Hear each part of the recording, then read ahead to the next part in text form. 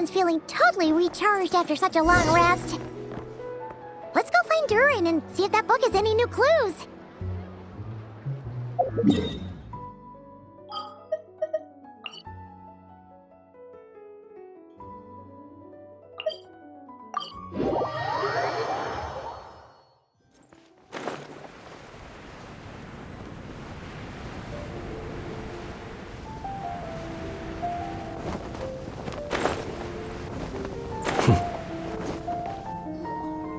Hey, Durin!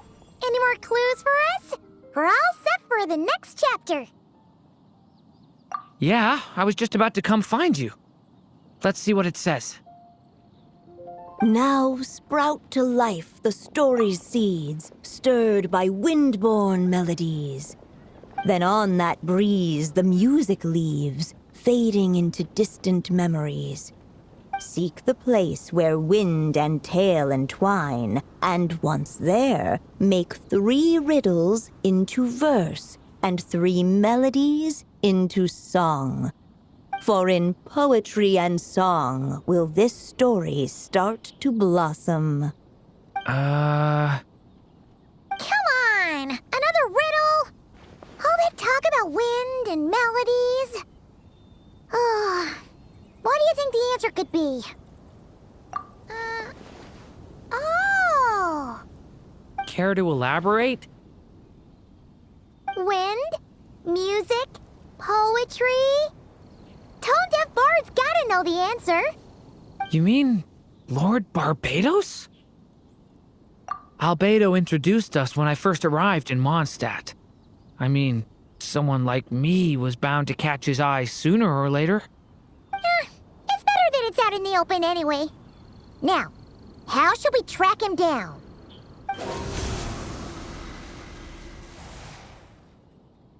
I'm pretty sure he's already caught wind of what's going on here. Why don't we just see where the wind takes us? Right. He definitely makes it easy to forget he's a real god sometimes. I'm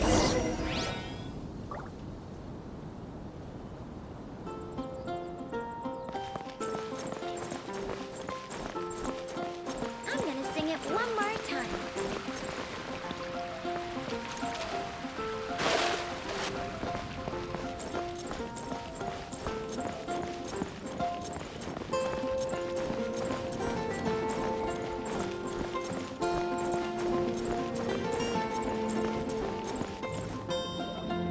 Traveler, Paimon! What a sight for sore eyes! And the little dragon from the fairy tale world. I heard your voices calling out to me on the wind. Something about needing help with a riddle? Sorry to disturb you, Lord Barbados. Disturb me? Not at all! To tell you the truth, I'm just as curious about this riddle as you are. Let me take a look.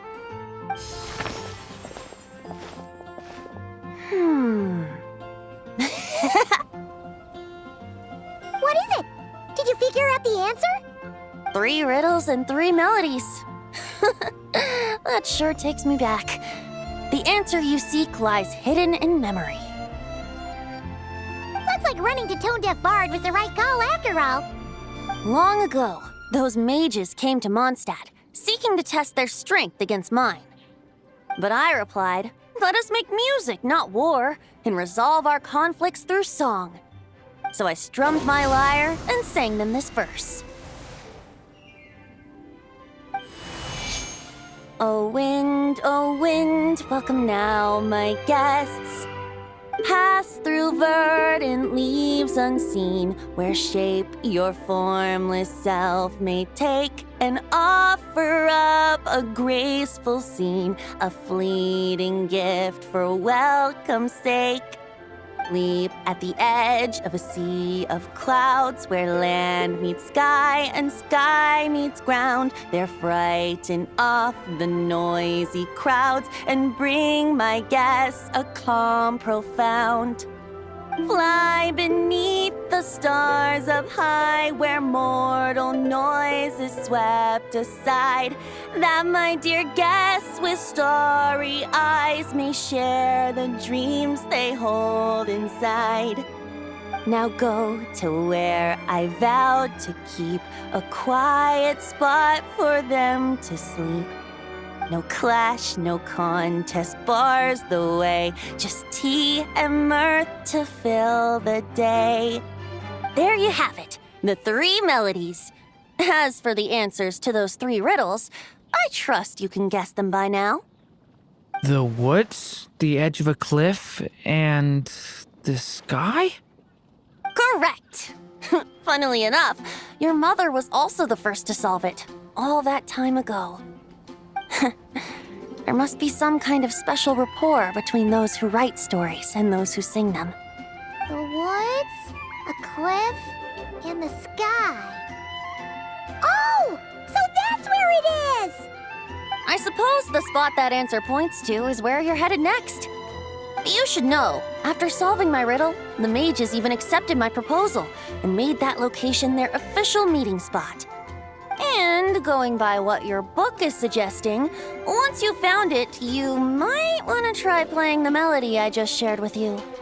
Guess you can be pretty reliable when it counts, huh, great Animal Archon? Thanks for the help, Lord Barbados. Still got questions for me, huh?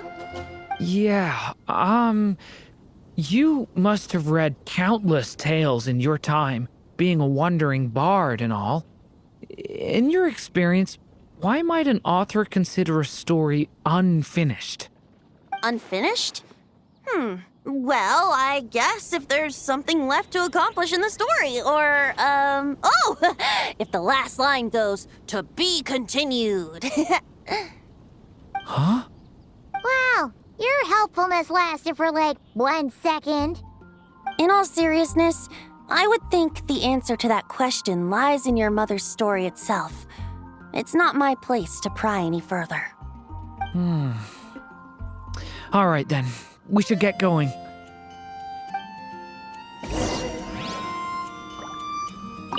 I wonder when their next meeting will be.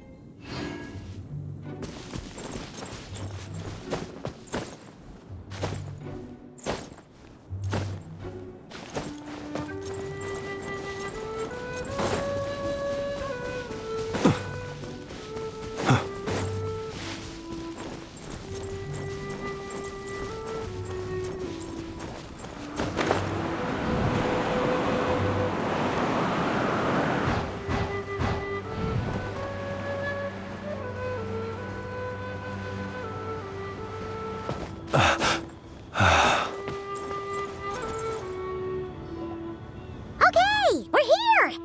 Now, we just need to play the 3 melodies, and we should be able to gather the memories for the next chapter, right? A musical performance? Huh. Out of all the things Miss Lisa has taught me, that's the one I'm worst at.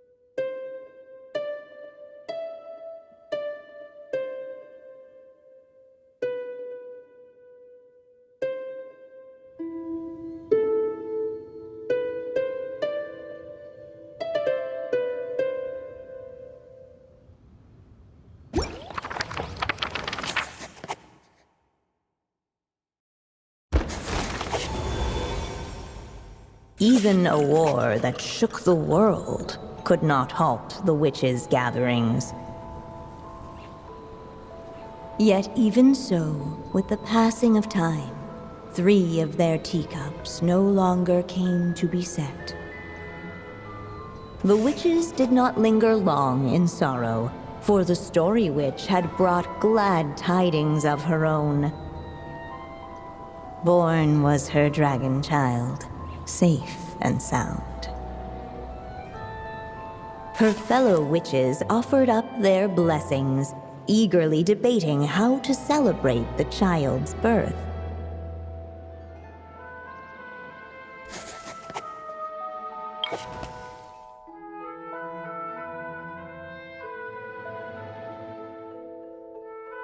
In the end, they settled on the sweetest candy they could find. After all, what could be sweeter than the arrival of new life? And so, the witches' gathering turned into a birthday celebration.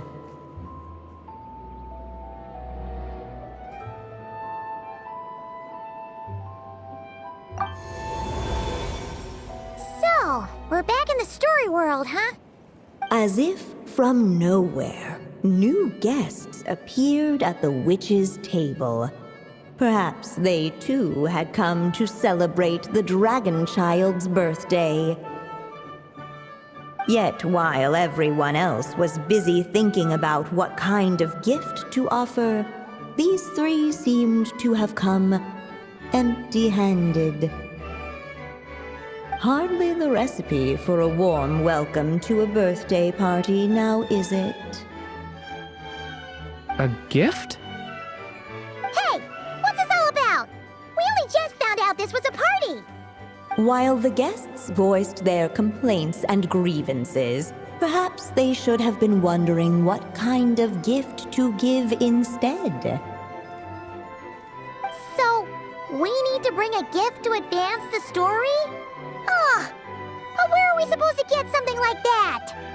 Perhaps it would be a good idea to have a look around. Why didn't you just say so?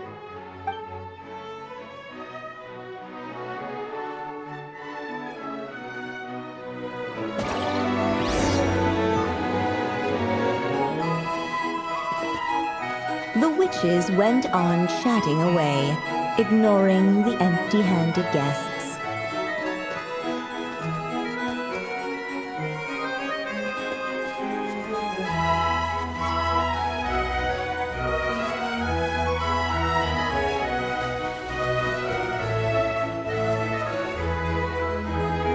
Hey, could we use these as gifts, maybe?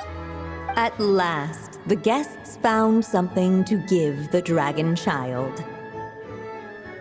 Guess that's a yes then. Which one should we go for? Still, the guests wondered what kind of gift might the little dragon really want.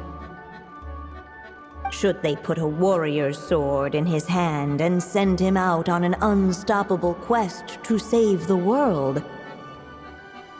Or perhaps a wandering hero's slingshot and the promise of a life of endless, uncharted adventure.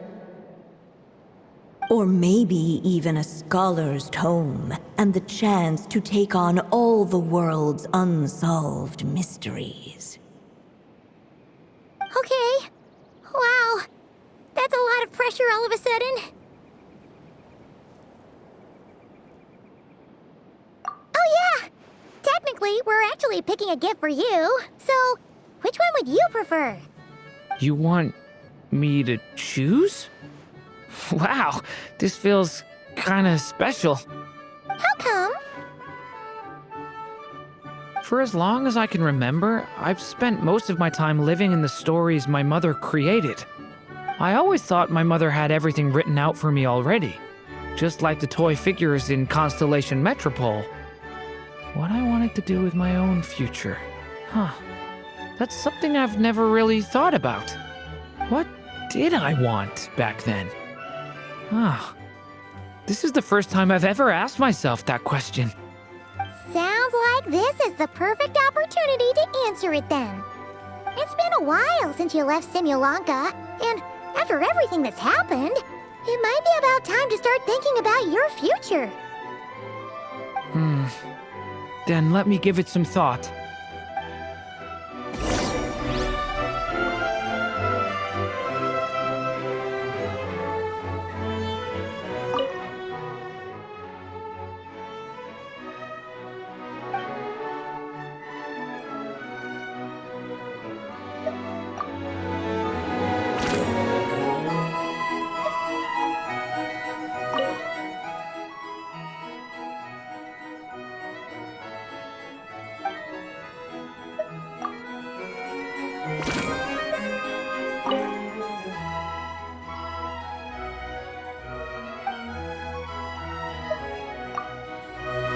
The guests hesitated, and not without good reason. Given how much this gift would mean to the little dragon, a bit of careful thought could go a long way.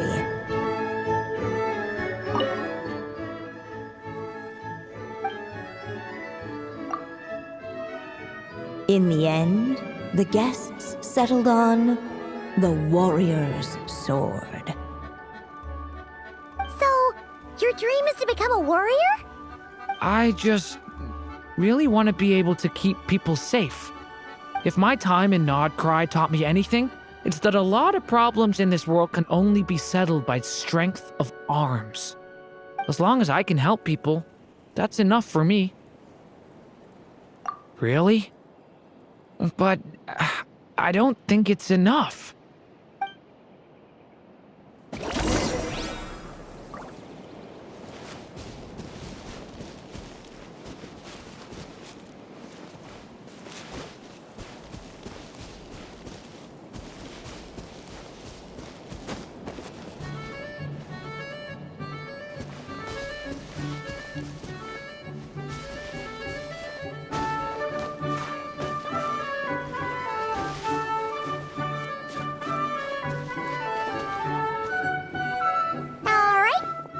Let us in now that we've got a gift, right? Hello there. Brought a gift this time? The newly arrived guest presented his gift, wishing the little dragon a future as an indomitable warrior. Accepting the guest's blessing, the Story Witch invited him and his friends to take their place around the table. Finally, she could introduce them all to her dragon child, telling all in attendance about the moment of his hatching, and of course, the name he'd been given. It was then that the Seer Witch, diviner of the stars, withdrew her gaze from the heavens and turned a sorrowful glance upon the little dragon. You gave him the same name as that evil dragon? That's right. But the life I intend for him shall be very different. What folly to love so blindly. For as you must know, a name is the mirror of destiny itself. He who bears an evil dragon's name must also inherit the fate of its previous owner. His fate has been foretold. Then I'll rewrite it. The witches at the table fell silent, for they knew the Seer Witch's words had never once proven wrong. Yet, just as clearly, they recognized the Story Witch's resolve, for there is scarce a force in this world more fearsome than a mother's love. At last, the Merry Witch stepped forward, dispelling the uneasy silence. So be it. Then we'll all lend a hand. Together, we shall rewrite this child's fate. You mean to defy one of the fundamental rules of this world? I refuse to be shackled by such rules. Besides, this is a witches' gathering, is it not? What could be more fitting a subject for this occasion than to defy them? Oh? Sounds like an interesting experiment. I suppose, were we to succeed in this endeavor, we might bring a touch of wonder to this otherwise dreary sky of stars. The Merry Witch finally talked them all round, just like she had done many times before. Warm and strong as the sun she was, so much so, in fact, that those who her light shined down upon had no choice but to bask in it. And so the witches readied their gifts, 3 marvels of the cosmos. For this child, I shall decipher the ravings of the heavens and lay bare before him the trickery of fate. For this child, I shall leave a formula powerful enough to unravel the very origins of this world, that he may seek another solution for the conundrum of his life. For this child, I shall call upon wondrous magic to make possible his impossible wish. All the Story Witch had was the pen in her hand, yet with the love that flowed from it, she resolved to bring forth a marvel of her own. For this child, I shall leave behind the last story I will ever write, and with it, a path to an ending yet untold. With the witch's blessings given and received, the little dragon's fate at last began to turn. In the midst of the dragon child's birthday celebration, the seer witch proclaimed her prophecy. The child had been given the evil dragon's name, and with it, the burden of its fate. But hearing this, the Story Witch vowed to rewrite it all, for such was her love and resolve. And so the other witches offered their gifts in turn, marvels as rare as any in the cosmos. Together, they sought to test one of the fundamental laws of this world, in part to support a mother's love, and in part to sate their own curiosity. Oh, and I almost forgot. Our new guests came bearing blessings of their own. Who knows? Perhaps this extra bit of courage might be all the little dragon needs to change his fate.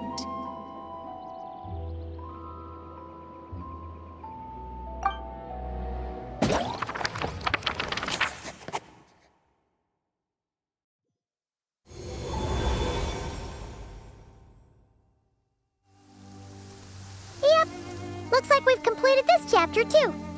Those witches in the story were the mages of the Hexen Circle, right? They sure seem to care a lot about you, Durin. But, Paimon kinda had trouble following their conversation.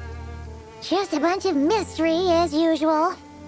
The evil dragon's fate. Oh, is that what you're worried about? But didn't we already take care of that? Ah, the mages must have had a hand in that, too. Also, I was just thinking, which part of the story are we even meant to be completing? Oh, it feels less like we're filling in the gaps and more like we're adding something new altogether. But we use the ink, right? And the book hasn't given us any more clues, so that must mean our task is complete. At least for now. Yeah, I guess we're doing something right.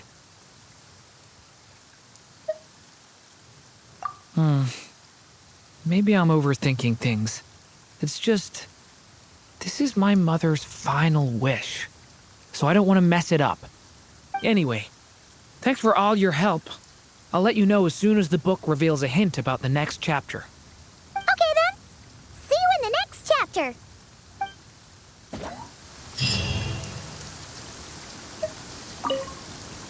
I think I'm gonna stick around, take my time reading through this book. If you feel like jumping back into the story, just come find me.